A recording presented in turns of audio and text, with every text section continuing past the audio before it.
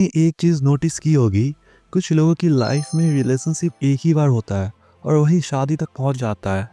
लेकिन कुछ लोग ऐसे भी होते हैं जो ऑनेस्टली एफर्ट तो करते हैं, लॉयल भी होते हैं, सीरियस होते हैं, फिर भी उनका रिलेशनशिप टिकता नहीं है।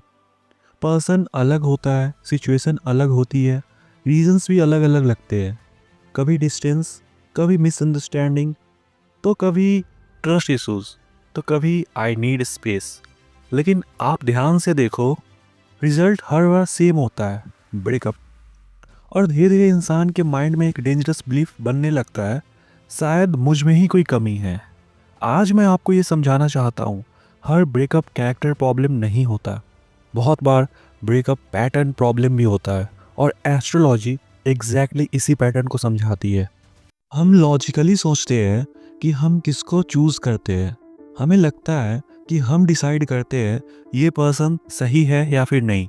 लेकिन रियलिटी थोड़ी डिफरेंट है। हम डिसाइड नहीं करते हैं, हम अट्रैक्ट करते हैं। और अट्रैक्शन लॉजिकल प्रोसेस नहीं होता है, वो सबकॉन्शियस प्रोसेस होता है। इसीलिए होता क्या है, आप रेड फ्लैग्स देखते हो, फ्रेंड्स भी वार्न करते हैं, अंदर से भी डाउट आता है, लेकिन फिर भी आप उसी इंसान की तरफ पुल फील करते हो, खींचे चले जाते हो। आप समझते हो शायद ये मेरा प्यार है। एस्ट्रोलॉजी कहती है शायद ये राहु है। राहु का नेचर समझना बहुत इंपॉर्टेंट है। राहु इंसान को रियलिटी नहीं दिखाता, राहु इंसान को पॉसिबिलिटी दिखाता है। मतलब पर्सन जैसा है आप उसको वैसा नहीं देखते, आप उसको वैसा देखते हो जैसा आप देखना चाहते हो। आप उसकी आदतें इग्नोर कर देते हो, आप उसके बिहेवियर को जस्टिफाई कर देते हो। आप सोचते हो वो चेंज हो जाएगा या फिर जाएगी। यही राहु का इल्यूजन है। राहु रिलेशनशिप्स में स्टार्टिंग में बहुत स्ट्रॉन्ग करता है, कन्वर्सेशन बहुत डीप होती है, कनेक्शन इंटेंस होता है, लगता है यही मेरा सब कुछ है। लगता है फाइनली कोई ऐसा समझने वाला मिल जाए जिसके साथ मैं अपनी लाइफ गुजार सकता हूँ या फिर सकती हूँ। पर प्रॉब्लम यही है, वो अंडरस्टैंडिंग स्टेबल नहीं होती, क्योंकि वो इमेजिनेशन पर बनी होती है, रियलिटी पर नहीं।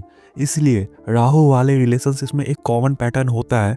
बिगनिंग तो बहुत मैजिकल होती है, सबसे लगता है कि सब कुछ यही है, लेकिन एंडिंग बहुत पेनफुल होता है। अब आता है दूसरा प्लैनेट, शुक्र यानी वीनस। वीनस लव का प्लैनेट है, ठीक है। लेकिन जब वीनस इमोशनली वीक हो या राहु से कनेक्टेड हो तो लव फीलिंग नहीं रहता, नीड बन जाता है। और जब लव नीड बन जाता है तो इंसान पार्टनर नहीं ढूंढता, सपोर्ट ढूंढता है।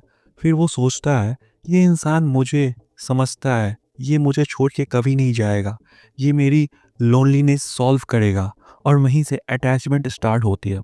आप इंसान को नहीं पकड़ते हैं, आप उस फीलिंग को पकड़ते हैं जो देता है, ठीक है, जो इंसान दे रहा है। इसलिए जब वो इंसान चला जाता है तो दर्द सिर्फ उसके जाने का नहीं होता, दर्द उस फीलिंग के ख़त्म होने का होता है, ठीक है। अब तीसरा फैक्टर मून है। मून आपकी इमोशनल मेमोरी है। ब्रेन किस चीज़ को कंफर्ट समझेगा ये मून डिसाइड करता है। अगर किसी का मून सेंसिटिव हो तो वो स्मॉल गेस्चर्स को भी डीपली फील करता है। Daily good morning message, light night calls, थोड़ी केयर करना, हर बात पे अच्छे बात करना, ये सब ब्रेन के लिए डोपामिन पैटर्न बना देता है। और फिर ब्रेन उस पर्सन को कंफर्ट जोन बना लेता है। फिर होता क्या है, वह इंसान आदत बन जाता है आपका। और जब आदत छूटती है तो दर्द प्यार से ज़्यादा होता है। इसलिए ब्रेकअप के बाद लोग बोलते हैं मैं उसके बिना नहीं रह पा रही हूँ या फिर नहीं रह पा रहा हूँ। एक्चुअली वो इंसान के बिना नहीं, उस रूटीन के बिना, समझो उस रूटीन के बिना जो उस इंसान के साथ आप बिता रहे थे, उस रूटीन के बिना रह नहीं पा रहे हो, ठीक है। सेम टाइप के पार्टनर क्यों मिलते हैं, समझो इस बात को। ये सबसे कॉमन पैटर्न है, सबसे कॉमन क्वेश्चन है, ठीक है। मुझे हमेशा सेम टाइप के लोग ही क्यों मिलते हैं, आप ये पूछते हो मुझसे। तो मैं ये जवाब दूंगा क्योंकि हम फैमिलियर फीलिंग चूज करते हैं। माइंड अननोन से नहीं, नोन से अटैच होता है, ठीक है।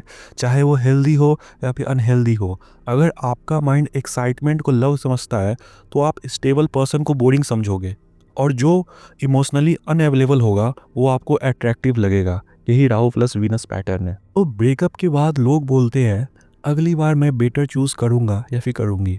लेकिन चॉइस कॉन्शियस नहीं होती है, समझो इस बात को। चॉइस इमोशनली वायरिंग करती है।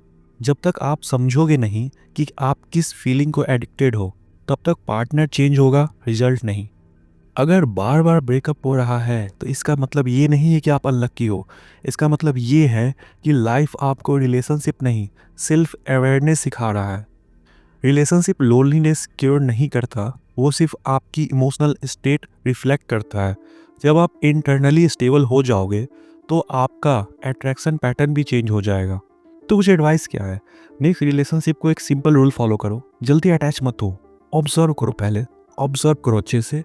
कंसिस्टेंसी देखो उस इंसान की, एफर्ट देखो, बिहेवियर देखो। वर्ड्स टेम्पररी होते हैं, आई रिपीट, वर्ड्स टेम्पररी होते हैं, पैटर्न्स परमानेंट होता है। तो पैटर्न ऑब्जर्व करो और याद रखो, जहां आपको बार बार प्रूफ करना पड़े कि आप इम्पॉर्टेंट हो, वहां आप ऑलरेडी ऑप्शनल हो। इस बात को याद रखो। हो सकता है कि आपकी लाइफ में जो लोग आए हैं वो गलत नहीं थे, वो बस परमानेंट नहीं थे। कुछ लोग हमारे साथ रहने के लिए नहीं, हमें समझाने के लिए आते हैं। और शायद आपका चार्ट आपको प्यार से पहले खुद को समझाना सिखा रहा है। ठीक है। जब तलक